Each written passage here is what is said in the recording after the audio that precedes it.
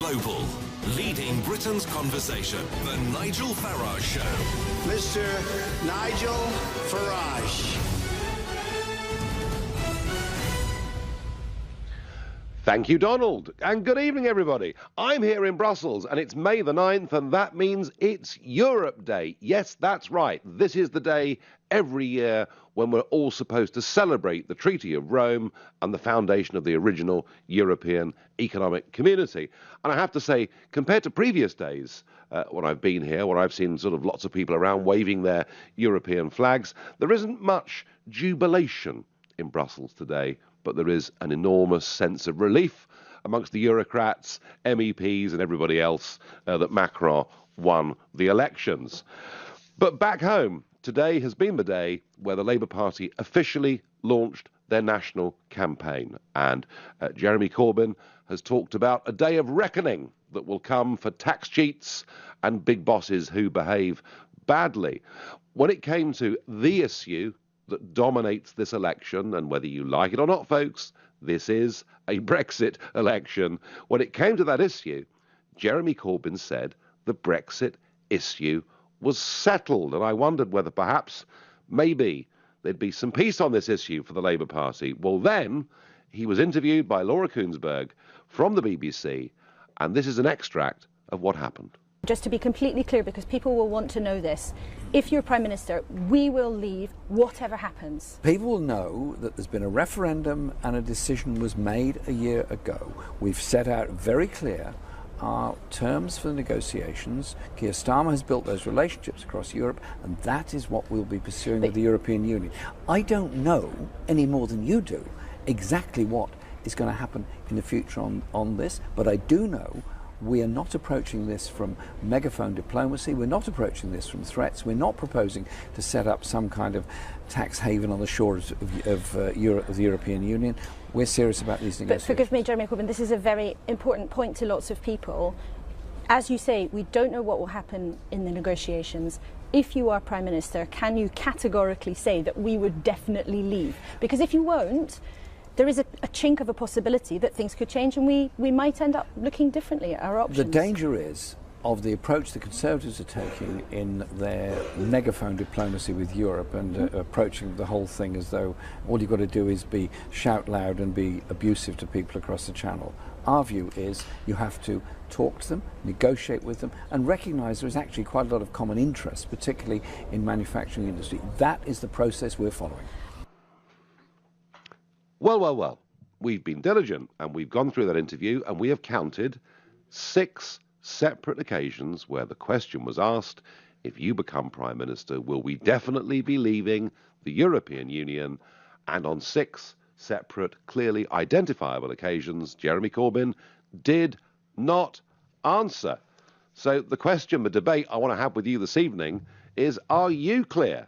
Are you clear on what Labour's message is on Brexit in this election? And if you think, yeah, absolutely, I get it, I really do understand what Jeremy Corbyn is saying, well, you can call me on 0345 60 60 973.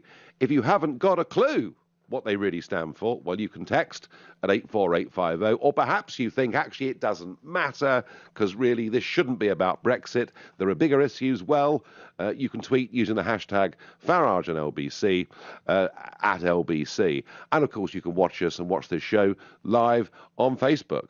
I've been for the last weeks, perhaps even months on this show, I have been saying that I just simply don't fully understand what Labour's position is. You know, Theresa May well have backed Remain in the referendum, may well for a whole career in politics have supported the European Union, but she's making it clear, she says, Brexit means Brexit, vote for me. And Tim Farron is going around the country on his bus saying we've made the most shocking mistake, we need to do all that we can to soften, his word, Brexit, and then to have another referendum at the end of the process, and you can agree with it or disagree with it, but at least it's clear. And I really do think that the Labour Party have been in real trouble on this issue. And I wonder, after that interview with Laura Koonsberg today, quite how they get back from this. So are you clear on Labour's message? What do you think it ought to be? Prakash from Camberwell, first caller this evening. Hello, are you clear on the message? Good evening. Good evening. So, I think, I do think Laura Kuenssberg, the excerpt that you took quotes him out of context, and I just want to tell you what I think his position is. I think that, first of all, he's saying that he accepts the outcome of the referendum. He also says he accepts that there is an end of free movement from the European Union in the UK as a consequence of the Brexit vote. He's also said, and I think you agree with this one, that all EU residents in the UK should get automatic right of residency. He's also said he recognises that the economic interests of the UK are paramount and therefore wants to have access into the single market. And I think that's the crux of the negotiation, is to get the best deal possible within that context. And I really think that this is not an exact science. Sorry, there's one final thing he's saying, which is about Theresa May, and I do think you're making a mistake on this one, although I've got a lot of respect for much of what you say. She is very high on rhetoric, and she's got no record on delivery. And we know that, and I think we can agree on that. Sure. And I think listen, I've made that point. I've made that point over and over and over, that however good the Prime Minister sounds, her record, when for 6 years she was the Home Secretary, for example, on immigration, was dismal. So I do get that point, Prakash. But can I just come back at you on a couple of things that you said? Firstly, you talked about context. Believe you me, if we'd played the whole 3.5 minutes where Laura Kuenssberg was asking those questions, I think you would find that nothing in that clip we played you was out of context. And yes, I completely understand what his position is on EU nationals living in Britain, etc., etc., etc. But isn't the key to this, if he could not, as Prime Minister, get the kind of deal in terms of access to the single market that he'd set out to get, her question to him was, would you then still carry through Brexit? And he wouldn't answer that question. And I'm going to ask you why. Well, I think because he isn't trying to preempt a situation. And I do understand, I'm not fudging it myself, at least I'd like to think I'm not. But I think that this negotiation is a difficult negotiation. I also think, and I've got some sympathy with what you say, is that the European Union at the heart is a bureaucracy, and a self-serving bureaucracy, and would see its political interest being paramount to its economic interests. Because it's at the moment, yes. At the moment, that's the debate. But wouldn't it be cleverer, Prakash? Wouldn't it be cleverer for Corbyn to say, right, if I'm Prime Minister, I guarantee that Brexit will happen. I also guarantee that under Labour we will get a much better deal. Now, if he said that, we would understand exactly where he stood. But he leaves the door open here, doesn't he? Because what he's effectively saying is if we cannot get free trade access to the single market, well, maybe in those circumstances, we might have to rethink Brexit. Isn't that the message that he's put out today? Well, he'd have to rethink it. If the European Union turned round to him and said, look, sorry, mate, we can't give you access unless you have the following conditions, and we note these conditions are not acceptable to you, he would have to think very long and hard, and at that point say, look, we can't accept your conditions, and then at that point there is a hard Brexit. But that's not something and when I say hard Brexit, I mean come out without access to the... these are all media terms, aren't they? Hard Brexit, soft Brexit are effectively all media terms. I'm going to ask you one more time. Does Jeremy Corbyn put a clear enough message out to the electorate so that people who vote Labour understand what they're going to get? I think so. I think it gets... Look, you're sceptical about the mainstream media, and so am I, so we've got something else in common. And I think that his message does get distorted.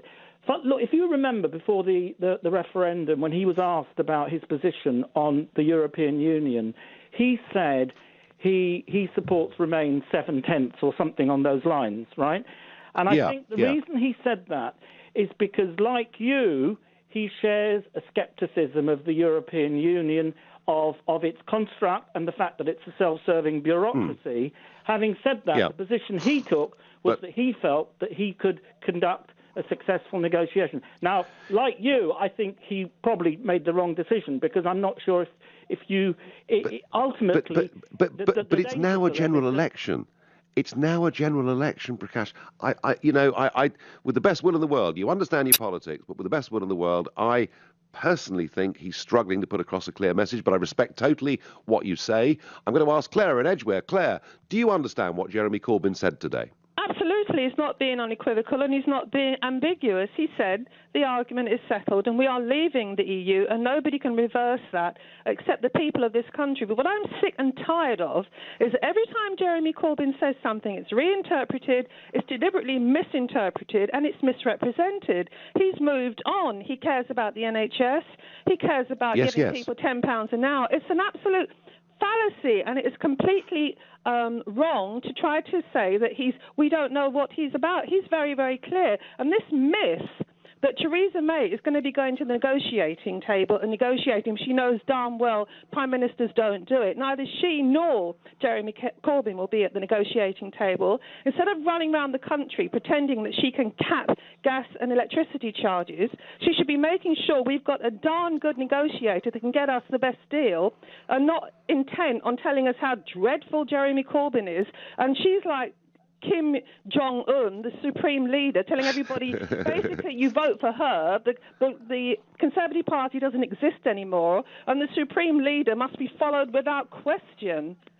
Well, there's certainly a cult of leadership there, isn't there? And it's very interesting looking at the banners and everything yesterday. It's Theresa May's team with Conservatives written very small, apologetically down at the bottom. Claire, I understand what you're saying. We're clear that the top 5% of earners will pay a lot more tax. We're clear that people will pay premiums on private health insurance to pay for hospital parking charges. We're clear there's going to be a day of reckoning for big bosses who are seen to have behaved badly. I get all of that, Claire, but I tell you what, we're not distorting him in any way on this show tonight. He said Brexit is settled, we're leaving in the press conference, and then when he's asked, what if you can't get a good deal, would you still leave? 6 times, Claire, he did refuse to answer. And I understand your comments about the clarity and the passion of his message on many other things, but I don't think he passed the clarity test in that interview.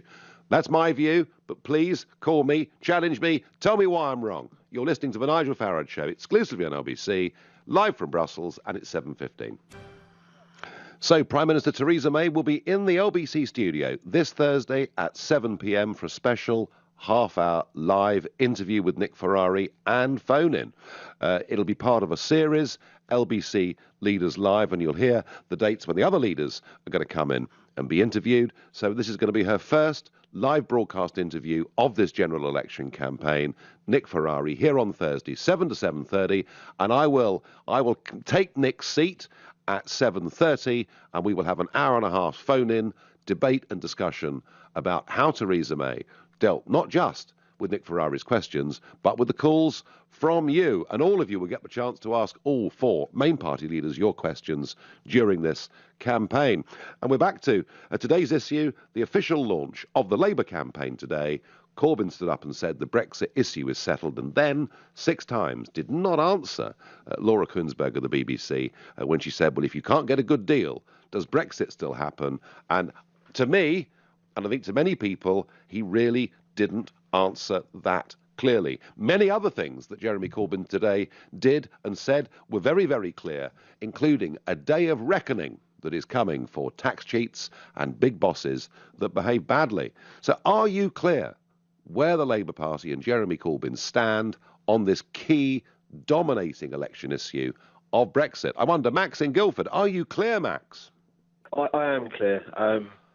He's not going to categorically say yes to us leaving the European Union. And I think, the phrase shooting yourself in the foot isn't really appropriate. I think he's shot himself in the face, to be honest, with this election now. If you looked at the BBC, they released a report after the referendum that if you voted as you did in the referendum in your constituencies, Leave would have 410 seats. So if you're going to even vote slightly in that way with the Conservatives, they're going to have a landslide majority, and the Labour Party will be finished for another 10 years. So do you see today, Max, do you think today is a significant moment then?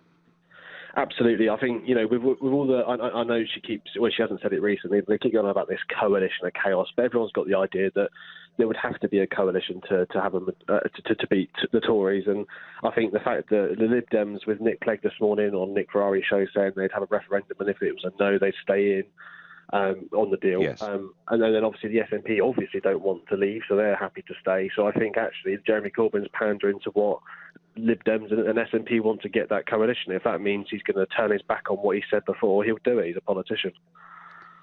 But his problem is that at least Nick Clegg is clear, isn't he? And the leader, Tim Farron, they're clear. They want to do anything they can to stop us leaving. Theresa May has been clear. We are leaving. There's going to be a debate about the terms, obviously. But to try and play piggy in the middle on this key issue doesn't work, Max, does it? No, it doesn't, and I think that's what his problem is. I think he's a nice bloke. I think he has good intentions and good values, but I think sometimes in the world of politics, if you want to be a leader and you want to be the leader of a country, you have to be ruthless, and you have to make some people are going to be upset about what you do and what you say. Max, I thank you. So Max thinks that Corbyn hasn't just shot himself in the foot, he shot himself in the face. Your texts and tweets trying to work out Labour's Brexit position is like trying to complete a 1,000-piece jigsaw puzzle with 100 of the pieces missing, says Matthew in Cambridge. And I get a tweet in here. A Tory hard Brexit threatens food safety, apparently.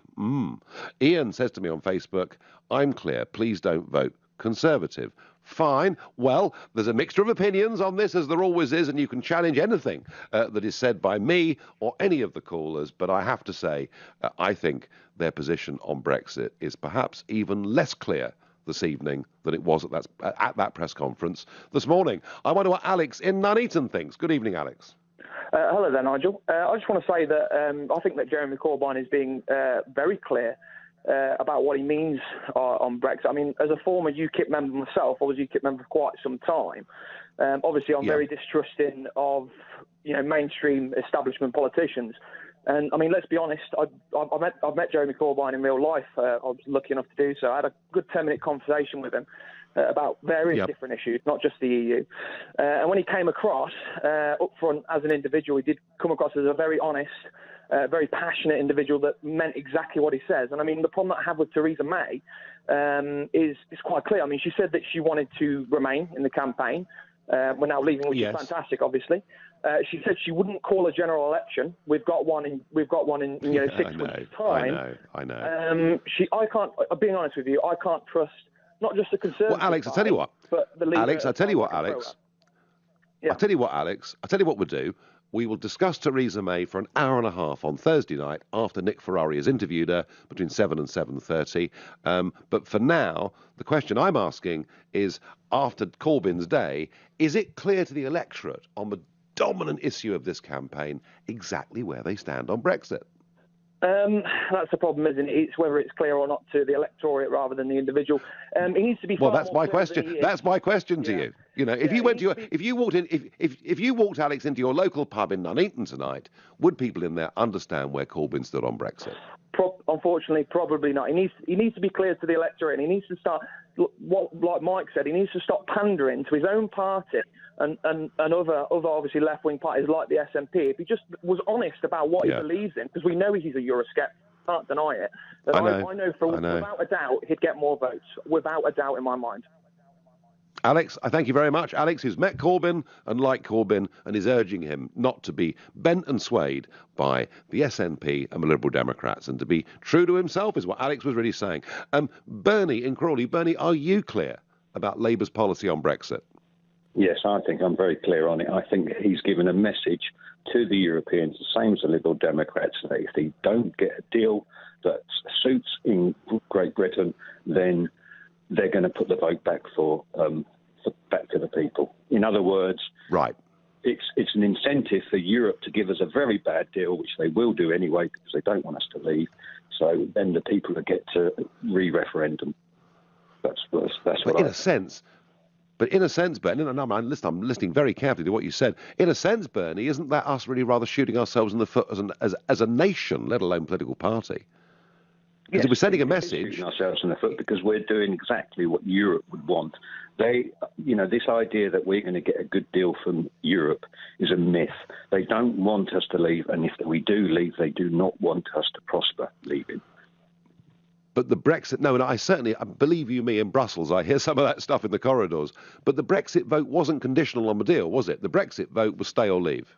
It wasn't. This is a get-out-of-jail card that the Liberal Democrats and Labour are using.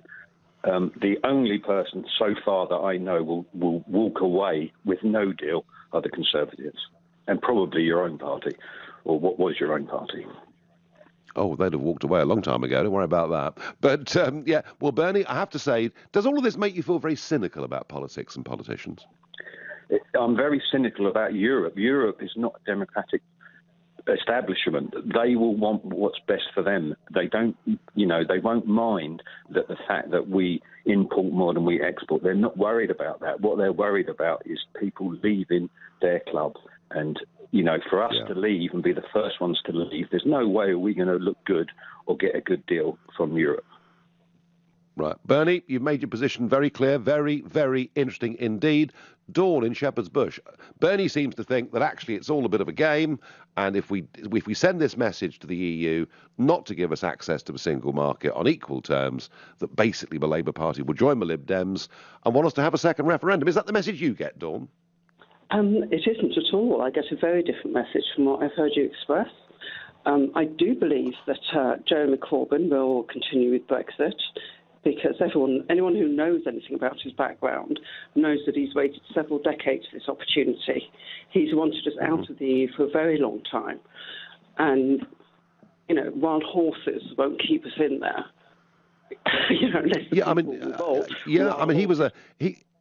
He was a great ally, wasn't he, of Tony Benn? And it was Benn that was very much the leader of the Labour Eurosceptics, not just back in the referendum in 75, but to the end of his life. Benn thought that joining even the common market was a mistake. But if that's the case, Dawn, if that's the case, if this man is being sincere and true to himself, as he's been, and as you say, he's been a Eurosceptic since he first went into the House of Commons back in 1983, why, if that's the case, didn't he give Laura Kuenssberg a clear answer? Well, I think one of the many things with Jeremy Corbyn is he's been a negotiator, a background negotiator for a lot of his career. Anyone who negotiates knows you do not put your last card on the table before you begin the negotiations. In fact, for not quite some way into negotiations, to stand here and announce what your last trump card is incredibly foolish. But, even during the Brexit campaign, although Jeremy, who does espouse democracy, he has a high regard for democracy, he himself said during that Brexit campaign he is not a fan of the EU. However, he thinks a Brexit under the Tory government would be disastrous. That was his reason for backing Remain, not because he believed in the EU, but because Dawn, aren't these mixed messages? Aren't these mixed messages, Dawn? Not to you, right? I also believe an exit with the Tory government will be even more disastrous than staying in the EU. I loathe being in the EU. I desperately think we should get out of the EU.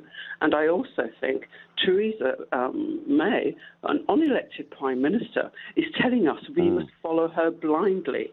She wants to do it in secret as a one-person negotiation ban.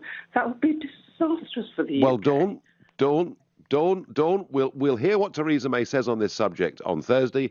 Well, Dawn from Shepherd's Bush is absolutely clear where Jeremy Corbyn stands. Many that are not. You're listening to the Nigel Farage Show exclusively on LBC, live from Brussels. It's 7:30. Before we get back discussing Jeremy Corbyn's official launch of a Labour campaign today, just a bit of an update from those French elections, which we discussed last night. Macron winning by 2-1 votes. And we talked last night about what is the future of Euroscepticism in France. Has Macron saved the European Union? Very, very interesting polling out today from Ipsos. And quite a comprehensive poll showing that 16% of Macron voters voted for him on his policy platform. And, of course, his biggest policy platform was being pro-EU. 8% of Macron voters voted for him because they liked his personality and liked his style. And incredibly, 43% of those who voted Macron told Ipsos in this study that they'd voted Macron to stop Marine Le Pen becoming the French president. So if Marine Le Pen was considered by many to be the protest vote, nearly half the Macron vote was a protest vote against the protest vote, which I think is really, really interesting. And some news that has come in this evening that is really very surprising in France. I talked last night and said that Marine Le Pen could possibly face a challenge from her 27-year-old niece, Marion, who is very much considered to be the sort of rock star of the right in French politics. And an announcement tonight from Marion, who was sat in the Assemblée Nationale for the last 5 years. She's 27 years old. She's announced she will not be standing in the elections in June and that she's quitting politics for personal reasons, which is going to be quite a big story in France. Back to today's British election. Well, as you know, the Labour Party have officially launched their general election campaign. The Tories have said they'd cap gas and electricity prices. The Lib Dems have fought back hard against that, saying that actually it'll lead in the end to less investment and ultimately higher prices. And UKIP have reiterated that they want a clean Brexit where we have absolute control over our borders.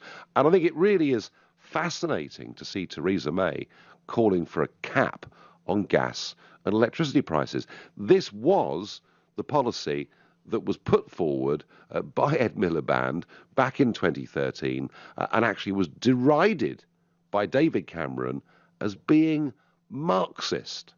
So we now have a policy that was called Marxist that is now a flagship of the Tory campaign. And I would be very surprised if Nick Ferrari didn't ask a few questions about that on Thursday evening. But back to our discussion this evening.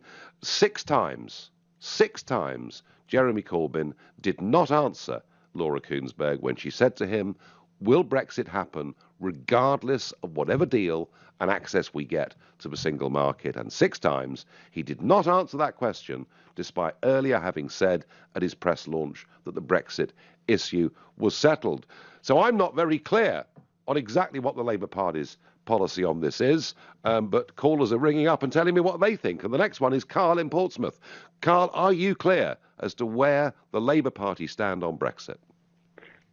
No, unfortunately. Right. And are you a Labour supporter, Carl? Yes, I'm not a Labour supporter. I voted for Jeremy Corbyn twice. So I suppose you could partially blame me for him being around. But I also voted to leave the European Union. Well, hang on. Union. That means you're a member of the Labour Party. Well, yes, it does. But I don't actually that much care for New Labour and what Blair was to that Labour. So yes, I'm a modern or a recent convert. But I also voted to leave the European Union. Right. So when you voted for Corbyn, did you do so thinking he was a Eurosceptic or an EU supporter? Well, we know he's a Eurosceptic because he really didn't put much effort into... Well, he put a lot of effort into looking grumpy about supporting the EU, basically. Right. But, no, he doesn't like... Yes, he wasn't exactly a sort of happy chappy during the referendum, was he? No, but I would agree with that. But listen, what do you reckon about this, Nigel? I think that if you took all the parties away from behind the leaders, Jeremy Corbyn will guarantee you a harder Brexit than Theresa May. The problem is with Jeremy is that he's got people like Polly Thornby,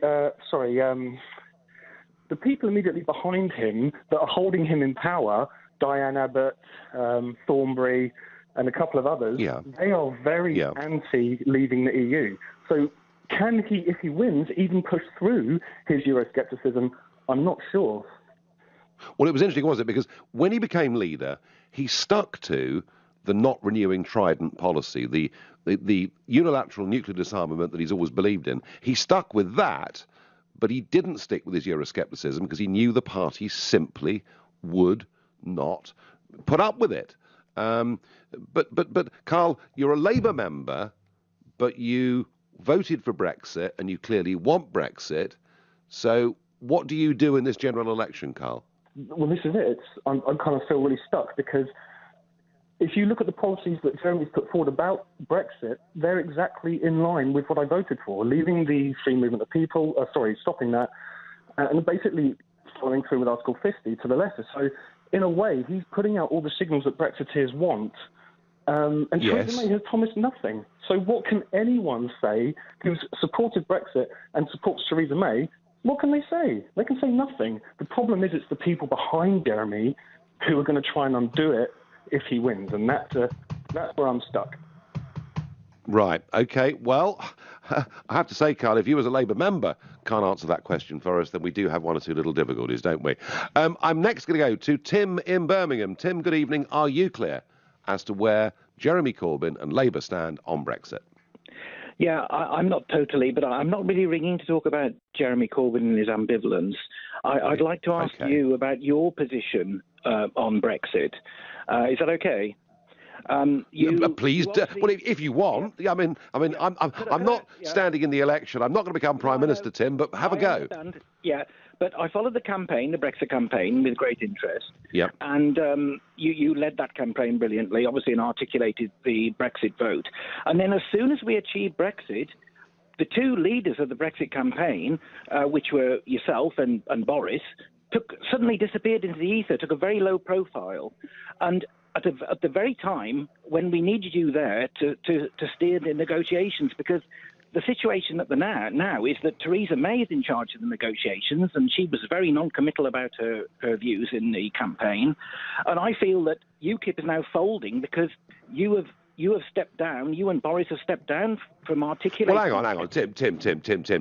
This is utter nonsense, isn't it? Boris Johnson is the Foreign Secretary. He's hardly stepped down. He's occupying and holding one of the great offices of state, is he not? He is, but I'm not quite clear about what his role was in the campaign. Can I ask you about what why you stepped down when you achieved your goal? We got the Brexit vote, and then surely that was the time for you to remain at the helm of UKIP and secure a proper agreement in negotiations with Theresa May. Well, if let's put it like this to you, Tim. If Theresa May or the British government or the Conservative Party had wanted to use me in any way at all, I would have been very happy to do so. I made it perfectly clear that I would do that. They made it perfectly clear. They basically didn't even want to talk to me. So I took a decision. What can I do? Given that I came into politics, Tim, not for a career in politics, and I emphasise that, given that I came into politics to fight, and many other things I care about too, but to fight predominantly for this issue, which I believe to be the greatest political issue of our lifetimes. We'd achieved it, and I will now, Tim, and one of the reasons I'm in Brussels today, I will now see this through, leading a group in the European Parliament. So I thank you for your question, but I promise you, I haven't run away. And I wonder, Barbara in the Wirral, how do you feel about the Labour Party's position on Brexit? Is it clear to you? No, it's all double talk. I think Labour themselves as the party, they want to stay. They would love it to go belly up so that they can actually stay in the EU. And then, well, it's not our fault. We're forced to do it. But it's all the policies that they keep coming out with. I mean, Jeremy Corbyn today, hard Brexit, we're threatening them. I'm sorry, he's the wrong way round. It's them that's threatened us. With the 100 billion, you can't have your assets. Yep. We're going to do this to you, do that to it. I mean, to be honest, if I was May, I just repealed the 1972, the ECA Act, completely, and it makes it after it. You're a hardliner, Barbara. You're a hardliner. Well, but you've clearly got no trust in the political class at all. You think they're going to rat on us, don't you? Oh, totally. Yeah, absolutely, totally.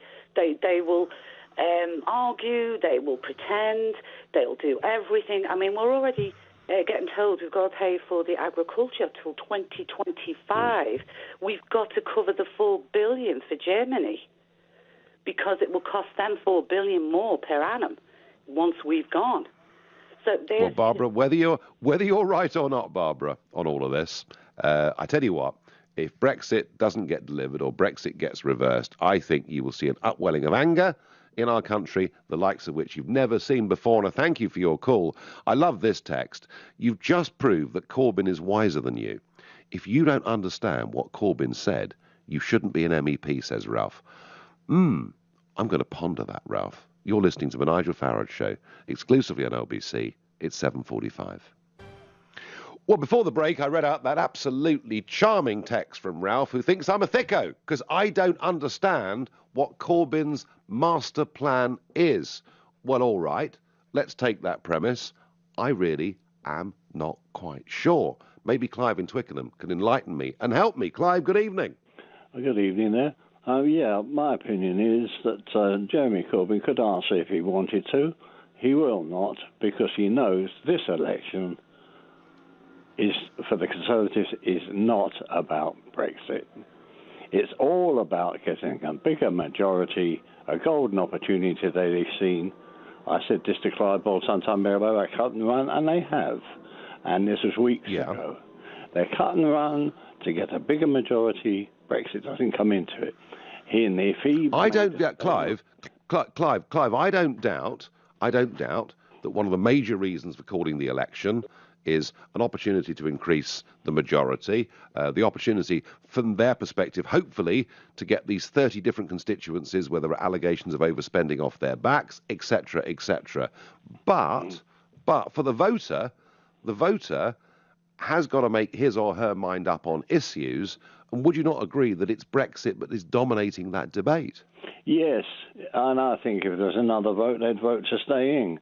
They were hoodwinked into coming out because of immigration. They were told it would drop. It hasn't, and it won't. And people of this country should wake up, vote Labour, and get rid of these damned Conservatives that cursed us since the war. Right, Clive. So, OK, all right, fine. We vote for Jeremy Corbyn en masse, right? The Tories get smashed. And we know what Corbyn will do on taxes and other issues like that, because he has made that absolutely crystal clear. What, Clive, does he do about Brexit? He goes to talk to them and has a different discussion altogether to what May is having. Yeah. And but what does he do, Clive? What does he do? Does he honour the referendum result? And do we get Brexit regardless?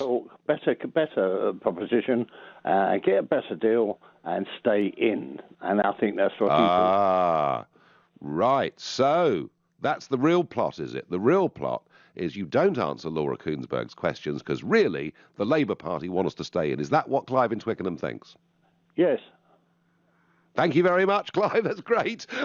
Agree or disagree? It was a very strong opinion. Burkhan in Sidcup, what do you think Jeremy Corbyn meant by not answering that question 6 times today? For me, I think stay in the single market for 5 years, stay in the single market, work out a trade deal within that 5 years, and when the time comes for the next election, we decide which party we want to take us out fully. Brexit for me was never a leave straight away thing. It was going to take 5 years to 10 years or whatnot. But what I personally believe is... but Burkhan, there is one slight problem there, and that is that we have triggered Article 50. Now, are you suggesting that at the end of that 2-year Article 50 period that the British government could possibly apply for some kind of extension? Well, they could possibly apply for extension, but personally, I think just stay in the single market. So within 2 years, instead of triggering... At the minute, the stock market's in a frenzy. So if we guaranteed staying in the single market, the markets will work itself out, the country will become more stable, and then we will eventually, within that 5 years, go to other countries, work out a deal, and then in the 5 years say, listen, we've worked out a deal with other countries, we're leaving, we're out of the single market. Right. For me, what's more important is only 30% of our immigration comes from the EU. The other 70% is outside of the EU. So I'm thinking, why it's not? It's a bit higher. It's higher than 30%. But Burkhan, you make a perfectly fair point. And of course, this is, and again, isn't this something that Nick Ferrari needs to ask, and will ask, I'm sure, Theresa May on Thursday, that when she was Home Secretary, she failed to cut non-EU migration? That's exactly what she did. Nick Ferrari wouldn't, because Nick Ferrari is an all-and-out conservative. She's going to walk through that interview. I don't think he'll pressure her like others would. Well, I tell you what, Burkhan, I tell you what, I've got an idea, Burkhan. Given how strongly you feel about this, why don't you ring in when Theresa May is here on Thursday and try and get your call in? And I thank you for your contribution this evening. Sam in Beaconsfield, is it clear to you what the Labour Party want to do under Prime Minister Corbyn with Brexit? Hi, Nigel. Big fan. Big fan. Thanks for taking my call. I believe I was trying to pretend to be Jeremy Corbyn and see what he would have thought, what I would have thought if I was Jeremy Corbyn, and that was a trip and a half. And I came up with an idea that I think Jeremy Corbyn thinks he's playing a clever game by putting doubt in people's mind and not committing to either definite Brexit or remaining in the EU. So people in Labour heartlands and such, they will think, who do I vote for? Who do I vote for? And eventually they think, oh, well, Labour is not kind of committing to one or the other. And they'll vote for one of the bigger parties because simply they don't like Conservatives. So I think he thinks he's playing a clever game. Well, I tell you what, that's all well and good being clever. But if people don't understand what the clear, simple message is, then I'd suggest it may be too clever, wouldn't you? Well, as I said, I'm a big fan of yours and leaving European Union, given that I work for them. Yeah. And I do believe you that work he's for them. Or, Sorry, do you work for them or did you work for them? No, I used to. I'm actually an Eastern European immigrant, and I used to work in 2004 for one of their organizations trying to recruit people and get people to vote for certain things and ideas. And I know how European Union works, and I don't think Jeremy Corbyn has a clue of what European Union is, how it works, and what it does. Well, he was against it, Sam. He was against it for 32 years as a backbench member of Parliament, standing side by side with Tony Benn and giving speeches in Trafalgar Square.